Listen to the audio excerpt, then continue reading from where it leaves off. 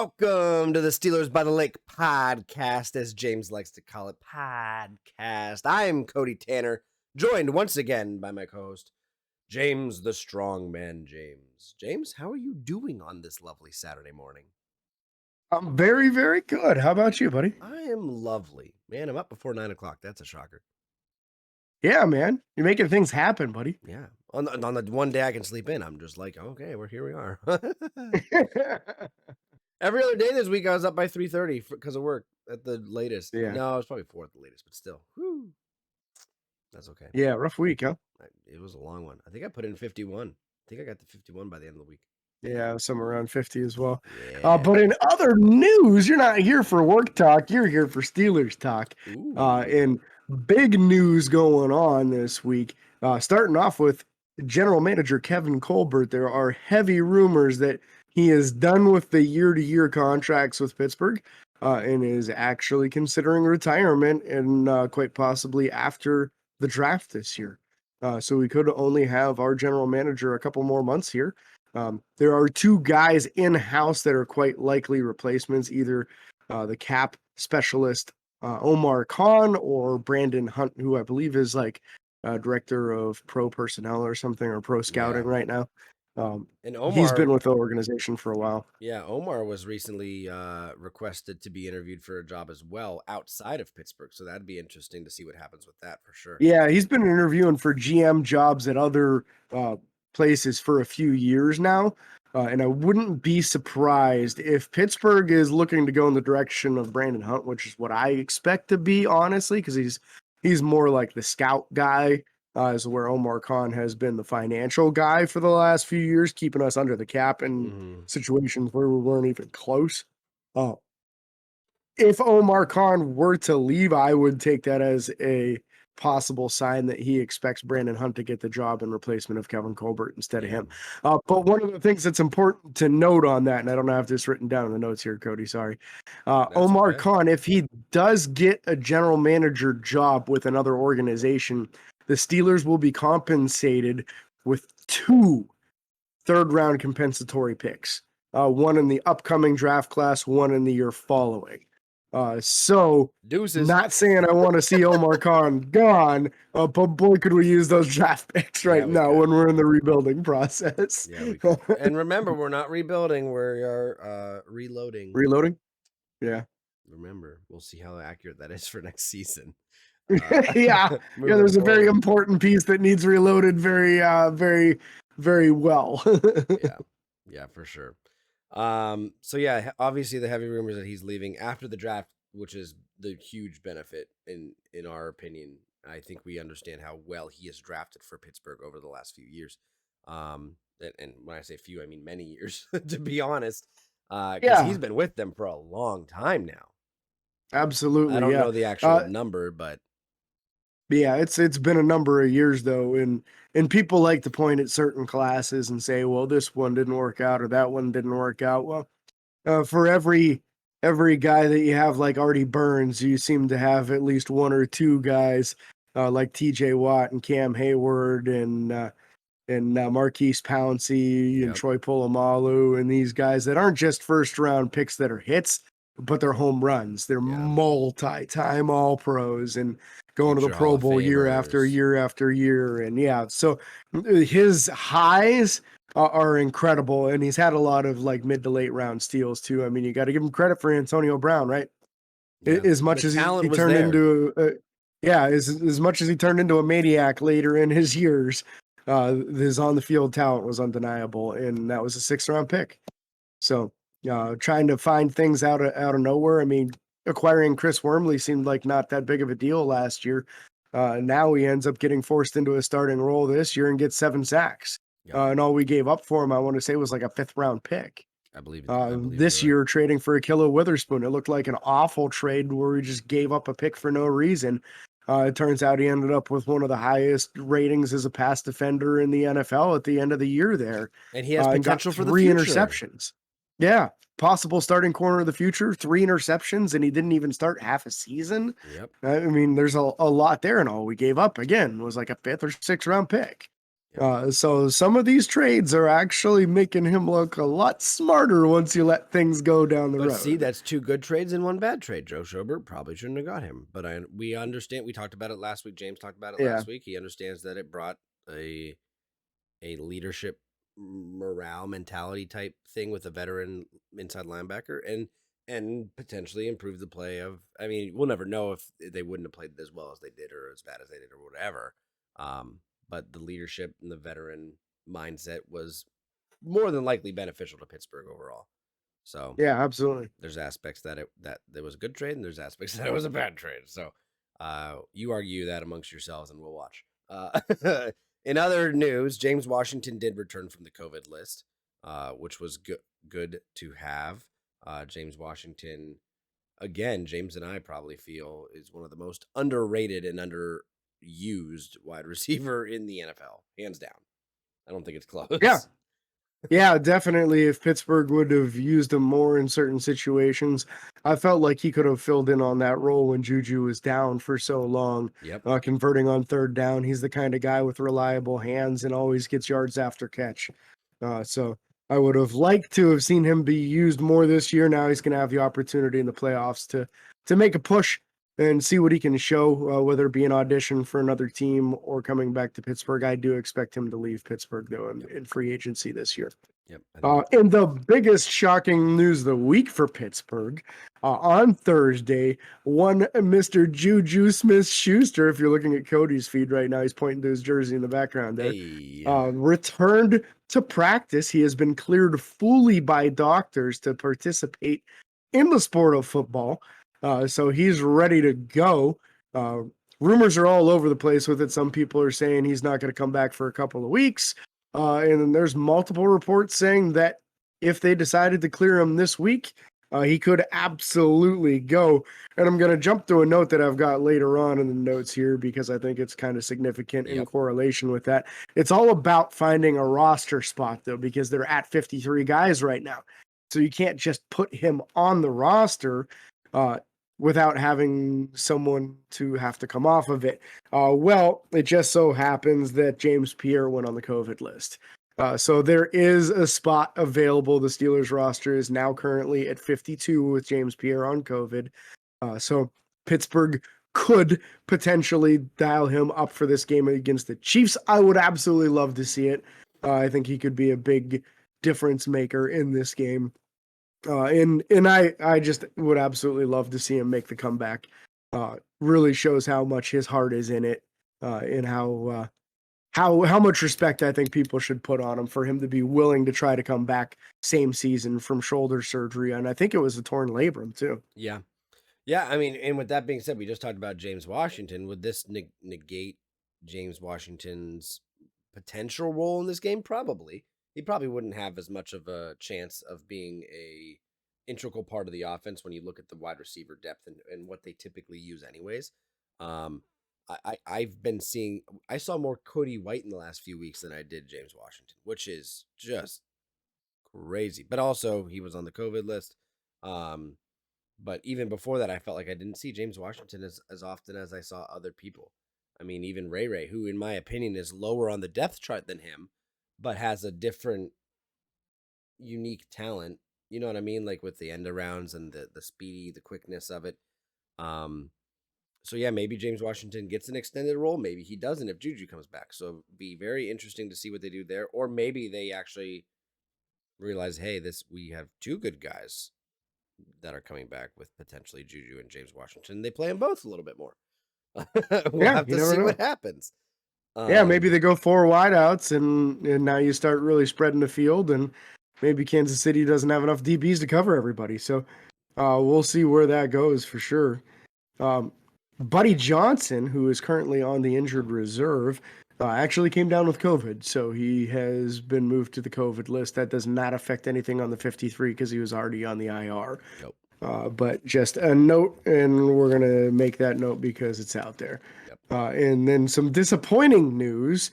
A little over 3 weeks ago now, Kevin Dotson returned to practice, which started his 21-day window being eligible to return from the injured reserve. Unfortunately, he was not able to get healthy enough to do so, so Pittsburgh did not activate him, which does mean he will remain on the injured reserve the rest of the season.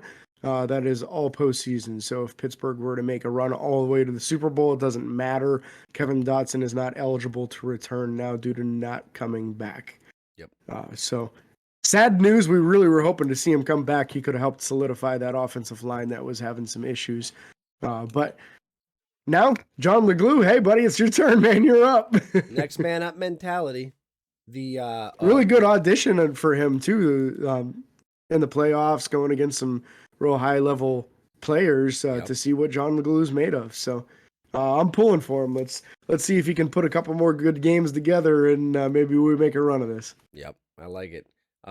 In accolades news, Steelers defensive lineman and outside linebacker TJ Watt and Cam Hayward were both selected to the first team All-Pro list. If you looked at the PFF's list, they had Myles Garrett beating out TJ Watt, which was bullcrap. Say it politely. He had Max Crosby in front of him too. That's just wild. Yeah. That's just wild. The disrespect they put on my man's name. The disrespect. If you want to see a really well put together article on why PFF is dead wrong in doing so, go to behindthesteelcurtain.com. There's an excellent article they put up just yesterday explaining why their rationale on Myles Garrett should be getting more credit than what he's been given is just an absolutely awful narrative. And it starts around half sacks. They wanted to give Myles credit for full sacks on all his half sacks, but not TJ. Nope, because you can't have that narrative if you also give it to TJ, because Myles had 4 half sacks and TJ had 3, so it wouldn't narrow the gap at all, really. Nope. I think hilarious. It would go from a 6.5 sack lead to 6, is what they said. Yeah. Yeah. Whatever. People are dumb. That's okay. Yep. When they try to push a narrative, they try to push a narrative. But there is no refuting this year that TJ has better numbers than everyone. Now, I know that we're talking bad about PFF's list. They're typically not bad. In a normal case, this just seems like I don't get this one. But they also you got one guy trying to push a narrative. I think that's all that is. Yeah. So, but PFF also had Pat Freiermuth and Najee Harris both in the top 25 rookies this year, which is pretty excellent, really. In the order that they had was surprising to me, honestly, with Pat Freiermuth coming in as their number 15th ranked rookie of all the rookies in the entire NFL, and Najee coming in as the 23rd ranked. Steal, really, when you look at it from their grades on Pat Freiermuth, getting him in the second round and having him be the 15th best rookie in their opinion. Yep. That level of talent shouldn't have even been there for Pittsburgh to take in the first round with where they picked. Nope. So and James called this before the draft even happened. James said, "This is a guy that I would love to have shore up our tight end position for the next 4+ years." 10, I think. I don't see any way they don't give him a second contract. Oh, I agree, but this is, at bare minimum 4. He doesn't have a 5th-year option, but he'll be able to, depending on how much he asks for or deserves, because let's be real, he had 7 freaking touchdowns this year. I think he led all rookies. Oh, rookie tight ends, yeah. Yeah, not rookies. I think Jamar Chase had more touchdowns than that. Probably a couple people did. But yeah. All right, so let's talk about this upcoming game here. Chiefs versus Steelers.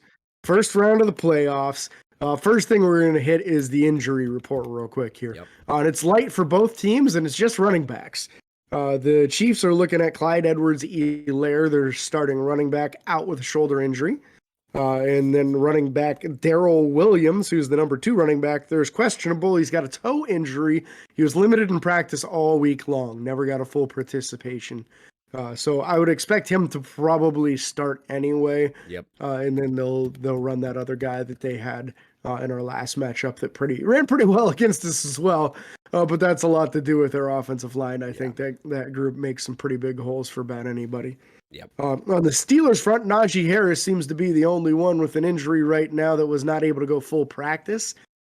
He's questionable with his elbow injury, but questionable just is stating the obvious that he does have an injury. He's going to play. Yep. Absolutely. So Small injury report, smallest injury report probably all year. No, probably even week 1 we had more injuries than that, if we're being Yeah. honest. And honest, I don't know what's going on, but Lucas Niang is not listed on their injury report, but he's also not listed on the depth chart. So he's out. He was the starting right tackle. So they've got a backup in Andrew Wiley starting at right tackle. Interesting. Very interesting. So yeah, let's run through these guys. Obviously quarterback Patrick Mahomes. We all know what he can do, which is pretty much anything he wants Whatever to he do. wants. Yeah. And don't let his interceptions this season fool you. A large I don't want to say a percentage because I don't know the actual percentage. But a large percentage of his interceptions were because balls were hitting players' hands, specifically Tyreek Hill, and he wasn't making the catch. I remember that in the midseason report that I watched, they showed 4 or 5 interceptions. I think it was 4 that hit Tyreek Hill in the hands and bounced and were picked off.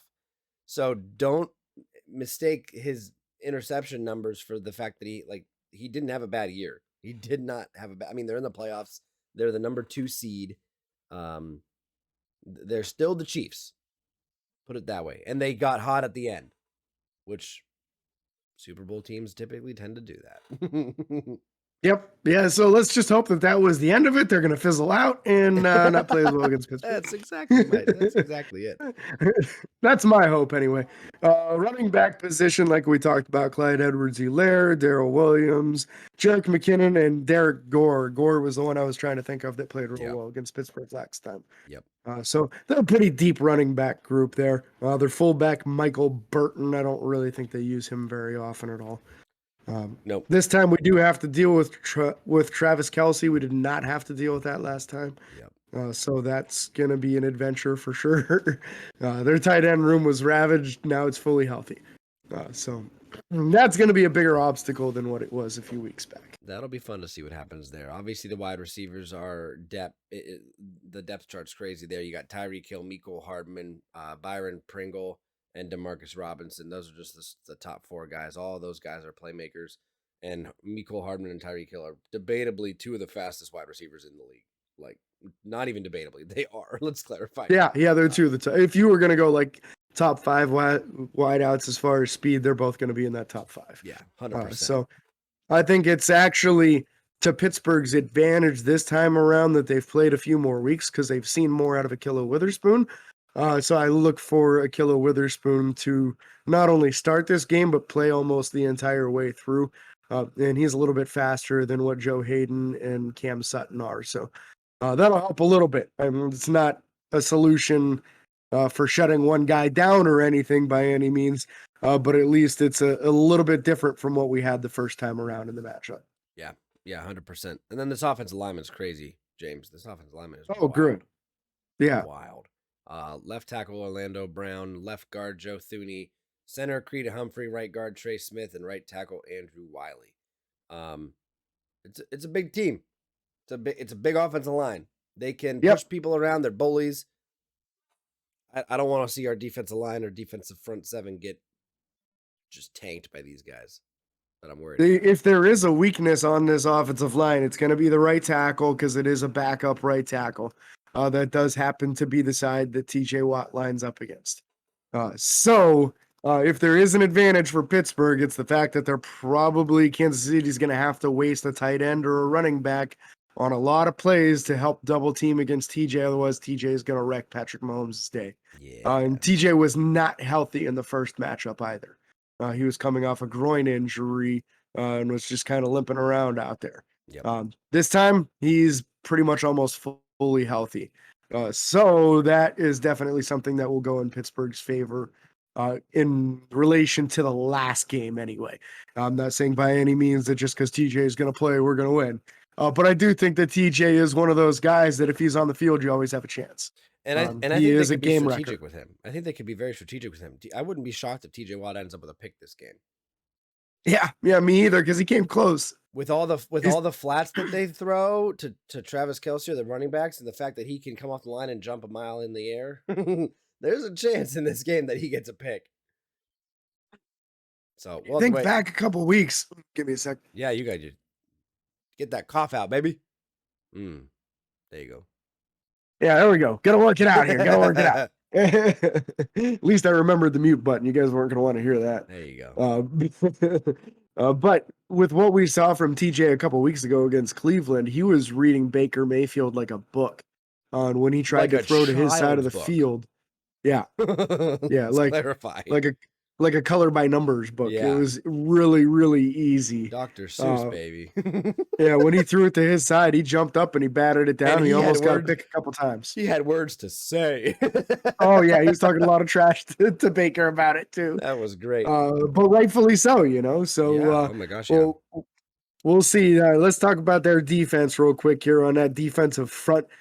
Chris Jones has been able to push back outside to the outside position with Frank Clark on the opposite side. That's a pretty dangerous duo right there.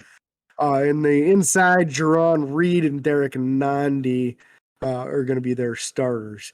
Melvin Ingram plays a ton. They don't list him as a starter for whatever reason, but he plays a lot and he's been making a pretty good impact for them. I would expect Melvin to be ultra motivated again, just because he wants to prove that Pittsburgh should not have or should have used him more than they did. It's not that they let him go; they traded him because Melvin basically demanded a trade. Yeah. And But I agree with him though. I do. I think we should have used him more. But yeah, that's beside the point. yeah, there's only so much you can do. I mean, the way I look at it is Melvin started off hot and then he fizzled, and he wasn't getting any production after about week 2. So you go with the hot hand, and why are you going to play Melvin Ingram over your young guy and Alex Highsmith when you think Alex Highsmith can be a starter for you for the next however many years? Yep. At least 2 more years. If you sign him to a second contract, he could be on the team another 5 or 6 years. So why are you going to ruin the morale of Alex Highsmith just to play more Melvin Ingram when he's only on a 1-year prove-it deal anyway? Yeah. So I understand why they did it. And I think if Melvin would have got to the quarterback a few more times, then it wouldn't have gone down the way it did. Yeah. I can agree with that. I like that outtake on it.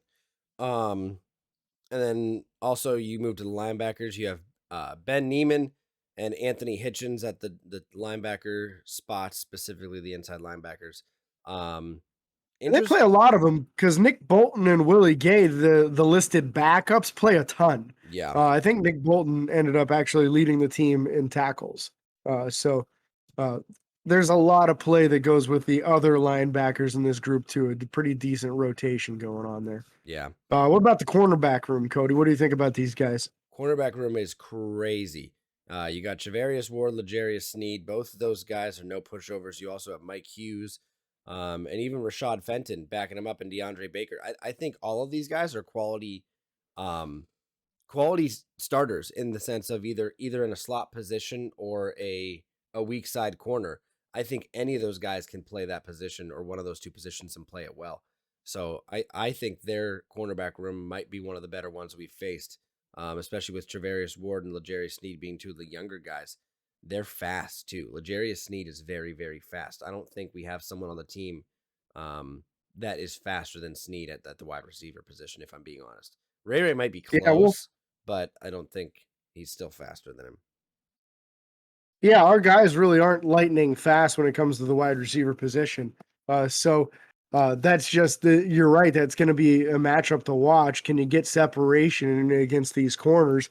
Their safeties, Juan Thornhill and Tyrann Mathieu, aka Honey Badger. Yep. These guys are good safeties, so you got to keep an eye on them. You got to know where they're at. If they go too high, like they did a lot in the first matchup, I do think that Pittsburgh needs to capitalize on that and explore the middle of the field a little bit more, use tight ends more than they did last time around and earlier than last time around, and get that running game going. Because if you got 2 safeties deep, then you don't have 9 in the box. That's true. So, that's very yeah. true. Special teamers, the punters, Tommy Townsend, kicker, Harrison Butker, and a long snapper, James Winchester. Yep, and then you got kick return specialist Byron Pringle and punt return specialist Mecole Hardman. Not going to be an easy game. Not going to be a pushover by any means. Not going to be anything crazy. I can't remember who said it. I saw somebody, an ex-Steeler, or I think it was offensive coordinator, ex-offensive coordinator Todd Haley, that made a statement saying that Pittsburgh can make this game a grimy game, and if they do that, they have a chance. which I agree with that. But I also think that personally, Pittsburgh can.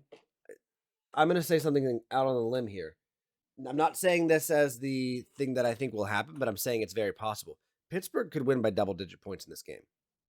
I personally believe that, because you have a team like the Chiefs that are just they think they're great because they are. First off, um, but Pittsburgh has a lot of momentum. I think that people are not realizing coming into this game. You beat a division rival that's supposed to be, actually two division rivals in the last 3 weeks. 2 weeks, right? Was it Browns Ravens to end the year? Browns Ravens back to back. You beat Swept them both, baby. you beat two teams that were supposed to have your number all year long. Uh-huh. And the one being Ben Roethlisberger's last home game. Like, the momentum that Pittsburgh has going into the playoffs, I think, is not looked at as high, like in a big enough light, because Pittsburgh's motivated. I don't care what Ben said. Oh yeah. I don't care that Ben said, "Hey, we're not supposed to be here." He's not wrong, and I don't care that he said we're just gonna go out there and have fun. I hope they do, because when you play like that and you just do that kind of stuff, that's you sometimes have the best games. And when Ben says stuff like that, it's because he's ultra motivated that nobody believes in his team. When he says that, it's the biggest tongue-in-cheek things he ever does. And he usually follows stuff like that up with pretty big performances. So I'm looking forward to that.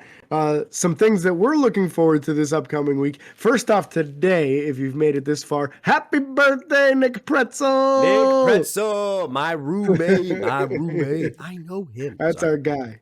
He's a That's good our guy. guy. Happy birthday, Nick. Appreciate you following and always listening and tuning in. In other Nick news, Nick Van Ord, big ally of the podcast. Last podcast, we asked for you to give your 3 keys. That's to anyone. Nick shouted it out and said his 3 keys to success. Number 1, no turnovers. Kansas City scored too many points on turnovers last time. Gotta agree with them. I think they had 17 points on turnovers last time. It was bad. Number 2, don't get burned on defense. They got lots of speed. You aren't kidding, Nick. Tons of speed on this Kansas City team. And then the third one, get Najee going. O-line needs to block like they did against Cleveland, not like they did against the Ravens. Very true. Yeah, because they didn't open many holes against the Ravens. He's right. No, they did not. Yeah. So thank you, Nick. I like Nick's keys, man. I like his keys. I love them. Now it's time for ours. You going first or me? Go ahead. All right. So key number 1 in my game against the Kansas City Chiefs, in Pittsburgh against Kansas City this week in Kansas City, I think you have to control the clock. I think I said this last week too.